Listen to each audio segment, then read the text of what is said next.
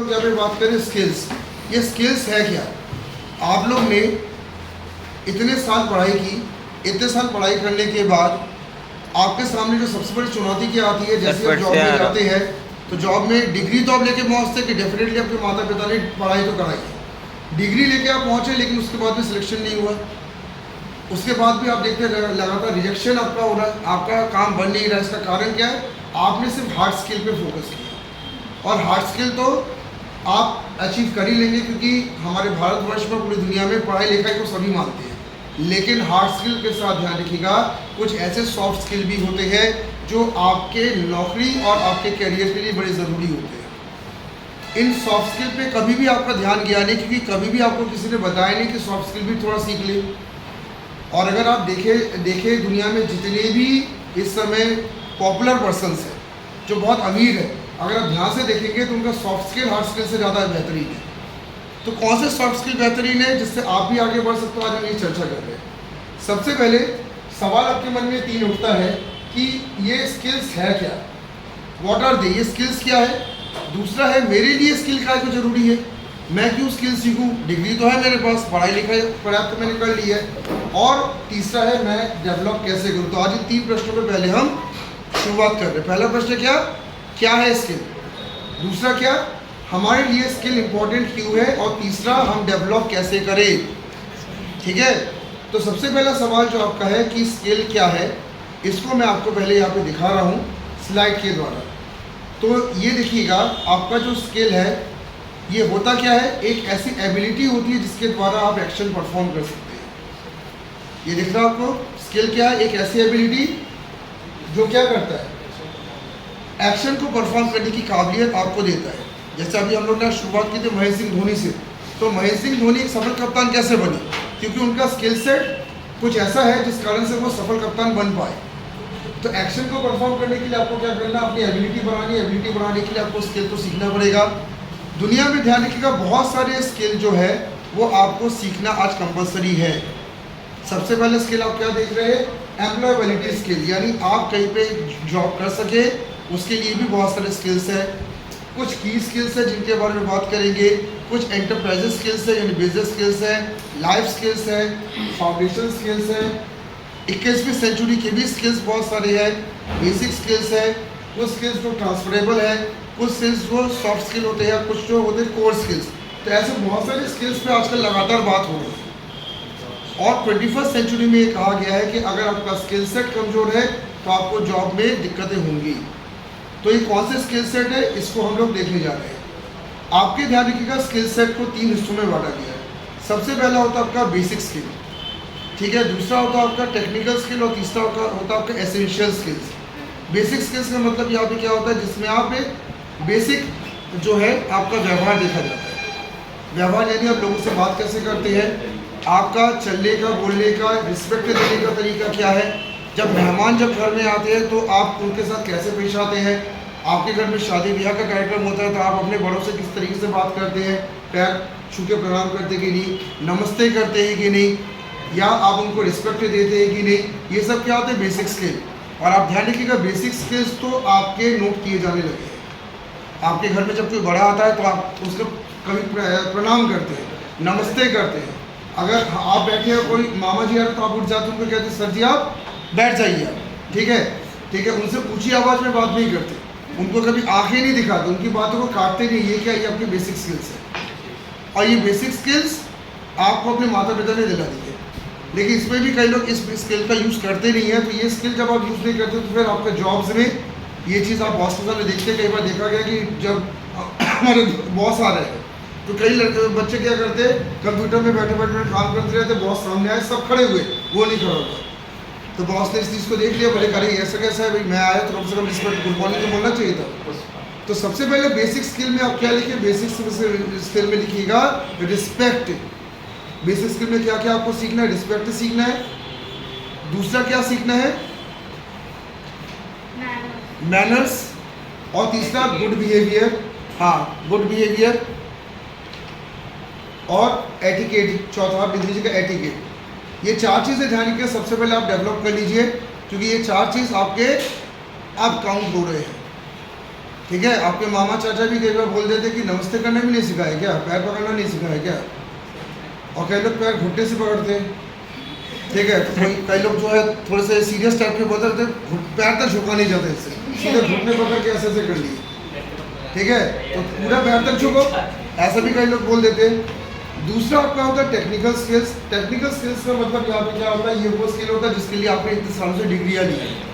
आप जो ट्रेनिंग कर रहे हैं, जो आप डिग्रियाँ ले रहे हैं, आप जो इतने सालों से रिसर्च करते रहते हैं, बहुत सारे प्रोग्राम्स में जा जाके सीखते रहते हैं, यूट्यूब में भी सीखते हैं आप लोग, ये सब क्या आपका टेक्निकल स्किल्स।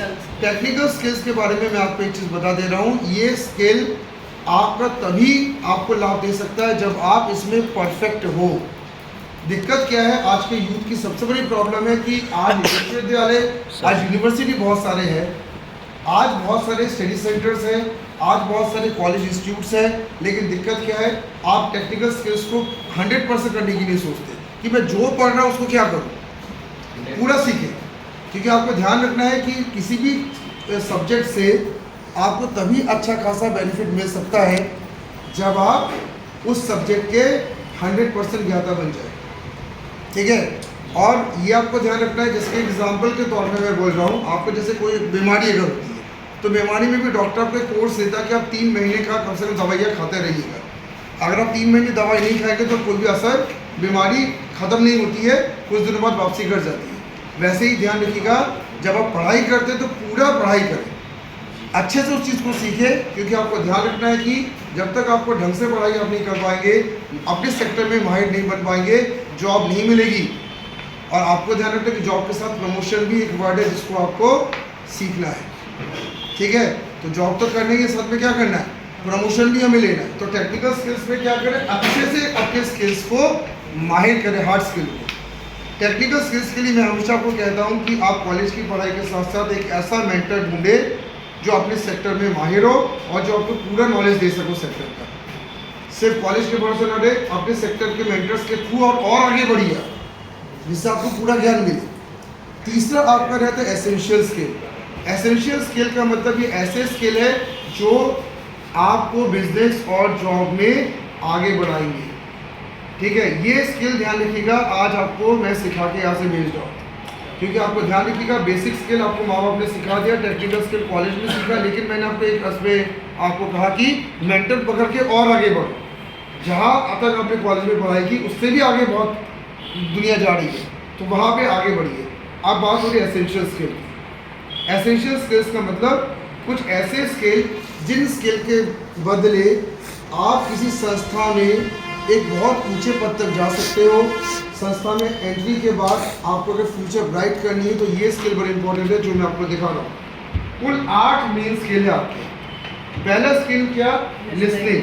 सबसे इंपॉर्टेंट आपको ध्यान रखना है कि सुनने की क्षमता विकसित करिए। सुनने का मतलब ये नहीं कि सिर्फ कान खोले हैं बात अंदर जा रही है। सुनने का मतलब ये है कि बात आपके दिमाग तक जा रही है। आपको ध्यान रखना है, क्योंकि आज आप जब जॉब में उतरेंगे तो आपके सीनियर्स आपको बोलेंगे, आपके कस्टमर्स आपको बोलेंगे, और अगर आप उनकी बात नहीं सुनेंगे, नहीं समझेंगे, तो आपकी जॉब खतरे में, आपका बिजनेस खतरे में है। तो सबसे पहले क्या करना है, लिसनिंग। लिखते भी जाइएगा, पहला क्या, एसेंशियल स्किल में सबसे पहला लिसनिंग। सुने, जितना ज़्यादा सुनेंगे उतना ज़्यादा आप देखेंगे कि आपका जो दिमागी सेट जो है वो तेज होता जाएगा। आज जितने भी अच्छे वक्ता है वो पहले अच्छे श्रोता बने, फिर वक्ता बने। लिसनिंग के बाद दूसरा क्या आपको लिखना है, लिखिएगा स्पीकिंग। बोलना सीखिए। कोई भी संस्था कहती है कि मुझे गूंगे नहीं चाहिए, I want a good employ जो बात कर सके, जो अपनी बात रख सके, जो बिना किसी बड़े के अपनी बात को समझा सके। तो आपको ये ध्यान रखना है, स्पीक करना आपको आना चाहिए। वैसे भी यूनेस्को के द्वारा जो 21st सेंचुरी के लिस्ट जारी किए गए, उसमें सबसे बड़ा जो एलिमेंट है वो कम्युनिकेशन बोला गया। यूनेस्को सबसे बड़ी ऑर्गेनाइजेशन है दुनिया में, और यूनेस्को कहता है कि हर भारत नागरिक को बोलना आना चाहिए, क्योंकि 21वीं शताब्दी में बोलने वाले के पास ही आज धन है, पावर है, पैसा है। आप देख सकते हैं आपके आसपास जितने भी लोग जो बहुत धनी हैं आज, वो सभी के सभी बोलना बहुत अच्छे जानते हैं, अपनी बातों को रखना जानते हैं, पब्लिक स्पीकिंग के माहिर खिलाड़ी है। बड़े बड़े बंगले, कार, घर बार सब उनके पास है, तो बोलना तो पड़ेगा। तीसरा, संस्था आपसे क्या मांगती है? Problem solving. थर्ड पॉइंट आप देखिएगा, प्रॉब्लम सॉल्विंग। संस्था आपको जॉब क्यों दे रही है? क्योंकि आप मेरी प्रॉब्लम सॉल्व करें, आप संस्था की प्रॉब्लम सॉल्व करें। कोई भी संस्था, ध्यान रखिएगा, प्रॉब्लम्स बहुत सारे सॉल्व करती है। घर में भी बहुत सारे प्रॉब्लम्स होते हैं, लेकिन आपके घर में मुखिया वही होता है जो प्रॉब्लम सॉल्व करे। अधिकतर घर में पिताजी मुखिया रहते, कई माताजी घर चलाते, कई बड़े भाई बहन घर चलाते। इसका कारण क्या है? दिया प्रॉब्लम सॉल्व। प्रॉब्लम तो आती है, जिंदगी में प्रॉब्लम आ रही है, अब उसको सॉल्व करने वाला कौन होता है? जो घर का सबसे बड़ा होता है।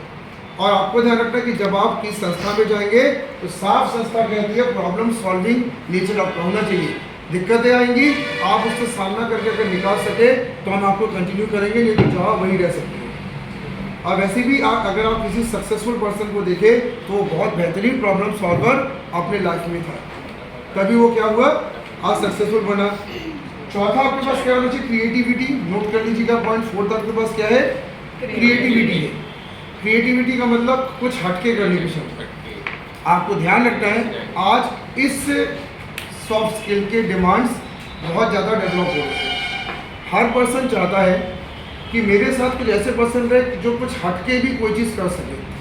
क्रिएटिव बच्चों को लोग बहुत पसंद करते हैं। जैसे आपके घर में जो छोटे बच्चे रहते हैं जो बहुत क्रिएटिव ड्राइंग करते हैं, पेंटिंग करते हैं, आप भी उनको बहुत पसंद करते हैं। और जो बोरिंग टाइप के रहते हैं ना, कुछ करते नहीं, बस बैठे रहते, सो रहते हैं, देखो बात करने का तो मन नहीं करता। तो बच्चों के साथ ये है, तो जब आप जॉब में जाएंगे तो बॉस आपका भी देखेंगे कुछ क्रिएटिव माइंड है, कुछ हटके कर सकते हो, ठीक है। और अगर आप कुछ हटके नहीं कर सकते तो देखिएगा, एक चीज़ आप नोट करिएगा, जो लोग हटके कुछ काम नहीं कर सकते, जो बहुत बोरिंग टाइप के लाइफ को जीते हैं, आप देखिएगा उनका तरक्की, उनका प्रमोशन, उनका इंक्रीमेंट भी बहुत धीरे होता है। क्योंकि बॉस को भी मन नहीं लगता, बोलेगा कुछ करता ही नहीं है, वही सुबह से 8 बजे आए, 4 बजे चले गए, कुछ नया करना नहीं है इनको, कोई आइडिया भी मीटिंग में नहीं देते, कोई नया कुछ रास्ता दिखाते नहीं। तो भाई मैं भी उसके सूखी सैलरी देकर बता करूँ, मैं क्यों उसके लिए करूँ? तो आपको क्रिएटिव बनना पड़ेगा, क्योंकि आज ध्यान रखिएगा क्रिएटिव एम्प्लॉयज़ की बहुत ज़्यादा डिमांड है। पांचवा लिखिएगा, स्टेइंग पॉजिटिव। स्टे पॉजिटिव, ठीक है। नेगेटिविटी बिन बुलाए आपके अंदर आती है। मेरी बात ध्यान से समझिएगा, आपके आसपास ऐसे बहुत सारे सर्कमस्टेंस होते हैं जिससे आप नेगेटिव हो जाते हो। जैसे बुरा वक्त चल रहा है, हो सकता है कि आपने बहुत सारा कर्जा लेके बैठ गए, या हो सकता है कि रिस्पॉन्सिबिलिटी बहुत ज़्यादा आपके ऊपर है, तो मन में कौन सी भावना आती है? नेगेटिव इंसान होता है, परेशान हो गया, अरे कुछ हो नहीं रहा, मेरी लाइफ में परेशान है। आप नेगेटिव तो हो जाओगे, लेकिन क्या अपने नौकरी में, क्या अपने बिजनेस में आप नेगेटिव चेहरे के साथ बैठ सकते हो? मान लो आपके पिताजी सुबह ऑफिस में जाते हैं, तो माइंडसेट कैसा रख के जाते होंगे? अच्छा, रहना ही पड़ेगा ना। 8 से 10 घंटे की ड्यूटी उनको करनी है। इस 8 से 10 घंटे की ड्यूटी में पता नहीं कितने प्रॉब्लम उनके सामने आएंगे, कितने लोग उनको बातें सुनाएंगे, कितनों से उनको खुद बातें करनी पड़ेगी। ये तभी वो कर पाएंगे जब उनका माइंडसेट क्या हो, ठीक है। और आपको यहाँ पे ध्यान रखना है, पॉजिटिव माइंडसेट जो है ये आपको प्रैक्टिस से डेवलप करनी होती है, ठीक है। अभी शायद आप लोग को लग रहा होगा कि सर अभी बहुत सारा हमारे पर नेगेटिविटी छाई होगी, आपसे 10 साल बाद सब होने लगती है, तो आपको उसको क्या करना होता है? कंट्रोल करना पड़ेगा। पॉजिटिव माइंडसेट के बाद 6th पॉइंट आपका एमिंग हाई। इसको लिख भी लीजिएगा, 6th पॉइंट आपका है एमिंग हाई। एमिंग हाई का मतलब क्या? कुछ बड़ा सोचिए, कुछ बड़ा सोचिए, ठीक है। आपका जो HR राउंड जो अभी होने वाला, कुछ ही समय के बाद जब आप किसी बड़ी कंपनी में अगर जाते हैं, आपके HR राउंड में कुछ ऐसे सवाल पूछे जाते हैं जिससे वो जानना चाहते हैं कि आप कितने सोच को पाना चाहते हैं। जैसे आपसे कहा जाता है, एक सवाल होता है कि आपका ड्रीम जॉब क्या था, आप क्या करना चाहते थे? आपने कहा सर बस घर में रह के म्यूज़िक सुनना ही मेरा ड्रीम है, कि मैं घर में रहूं और म्यूज़िक सुनता रहूं और सो जाऊं खा पी के, ये मुझे बहुत अच्छा लगता है। तो ये लाइन जो लोग बोलते हैं ना, वो समझ जाते हैं कि इसका ड्रीम बहुत हाई नहीं जा रहा। और देखना, उनको नौकरियां नहीं मिलती है। HR राउंड में ये सब चीज़ें पूछ के जाना जाता है कि आप किस तरह के इंसान हो आप। हाँ, ये अब इसके बाद में बताऊँगा, इसके आंसर्स में मैं दे दूँगा आपको। तो आपको ध्यान रखना है कि ड्रीम हाई अगर आपका नहीं है तो ये मान के चलिए कि HR राउंड में नेगेटिव पॉइंट आपको दिए जाते हैं, ठीक है। और इसके आंसर्स क्या होंगे, आंसर्स में अभी आपको बताऊंगा। 7 पॉइंट आपका लीडरशिप, 7वां क्या आप अपने अंदर डेवलप करें, लीडरशिप, ठीक है। लीडरशिप क्यों, क्या होता है लीडरशिप? लीडरशिप का मतलब होता है अपनी टीम को चलाने की ताकत आपके पास जो होती है उसको हम कहते हैं लीडरशिप, ठीक है। और किसी ना किसी दिन ध्यान रखिएगा आप भी लीडर बनेंगे, अपनी टीम का लीडर बनेंगे। हो सकता है कि एक छोटी सी कमेटी बैठी जिसका चेयरमैन आपको बना दिया गया और आपको कहा गया कि आप 2 महीने के अंदर रिपोर्ट सबमिट करिए, तो आप बन गए लीडर। तो आपको ध्यान रखना है कि लीडर, हर वो इंसान जो आज जॉब करता है कल वो लीडर बनेगा, एक एक सेगमेंट का मालिक वो बनेगा, ठीक है। लेकिन आपको ध्यान रखना है कि लीडरशिप की क्वालिटी भी HR राउंड में टेस्ट होती है। HR राउंड में कुछ ऐसे खतरनाक क्वेश्चन होते हैं जो मैं अभी आपको बताऊंगा, उस क्वेश्चन से ट्रैक किया जाता है कि आप किस तरह के इंसान हो। और फिर तुम्हें डिग्री भले बहुत अच्छी थी, लेकिन क्योंकि तुमने HR राउंड में स्किल्स तुम्हारे सही समझ में नहीं आए तो तुम्हें बाहर कर दिया। 8 पॉइंट जो कि लास्ट पॉइंट इसका वो टीम वर्क।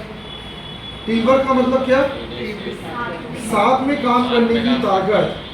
आपको कई बार बोला गया है कि मिलके काम करना सीखे, मिलके लाइफ जीना सीखे, अकेले अकेले ना बैठे। अकेले रहने वाले इंसान ध्यान रखिएगा कभी भी टीम के साथ सहज नहीं हो पाता। और अगर आप टीम के साथ सहज नहीं हो तो ध्यान रखिएगा आपको जल्दी ही किसी ऐसे प्रोजेक्ट में डाल दिया जाएगा जहाँ पे बहुत कम ही कस्टमर्स होते हैं, जहाँ पे पैसा कम ही आता है।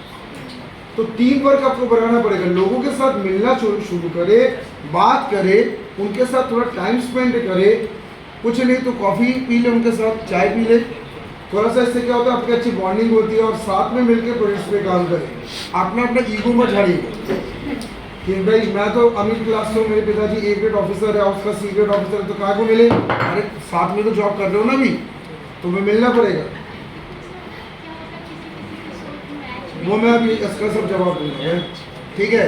तो ये 8 पॉइंट आपको मैंने बताया, जो 8 पॉइंट आपको डेवलप करने हैं। ये 8 पॉइंट आपको किसी भी हालत में डेवलप करके उसको और सुप्रीम लेवल तक ले जाना है, क्योंकि इन्हीं 8 पॉइंट के बेस पर आपका फ्यूचर सेट है। ऑफ कर दें।